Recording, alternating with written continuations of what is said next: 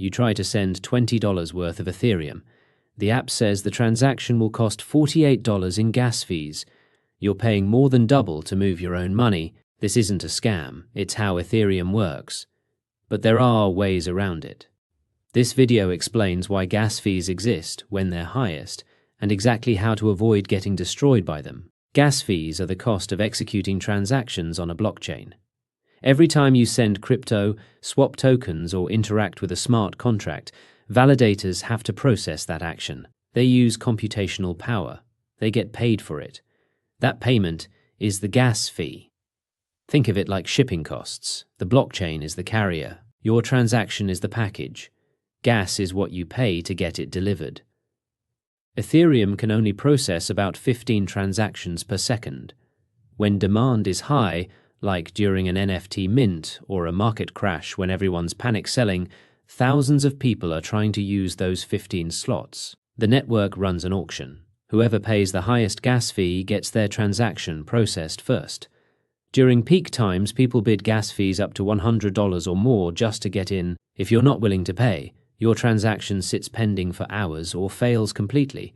Gas fees fluctuate based on network demand. Weekends are cheaper than weekdays. Late-night US time is cheaper than business hours. The difference can be 5 times. A transaction that costs $50 on a Tuesday afternoon might cost $10 on a Sunday morning. There are tools that track gas prices in real time. Etherscan shows current gas prices. You can set alerts for when fees drop below a certain threshold. If your transaction isn't urgent, wait. Option 1. Use a Layer 2 network. Polygon, Arbitrum, Optimism. These are built on top of Ethereum but process transactions off the main chain. Gas fees on Polygon are fractions of a cent. You get the same security as Ethereum but at a tiny fraction of the cost.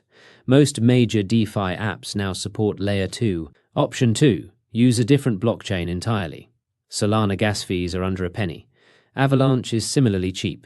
If you're just moving coins between wallets, consider using a cheaper network. Lower fees come with trade-offs. Layer 2 networks require you to bridge your assets. That's an extra step and an extra transaction fee up front. Cheaper blockchains like Solana are faster and cheaper but less decentralized than Ethereum. Fewer validators means more risk of censorship or network failures. There's no perfect solution. You're choosing between cost, speed, and security. Most people optimize for cost and don't realize they're giving up decentralization.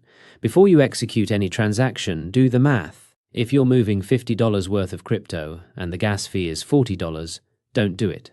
Wait for fees to drop or use a Layer 2. If you're moving $5,000 and the gas fee is $30, that's 0.6%. That's acceptable. The rule: never pay a gas fee that's more than 5% of the transaction value, unless it's an emergency. This one rule will save you hundreds.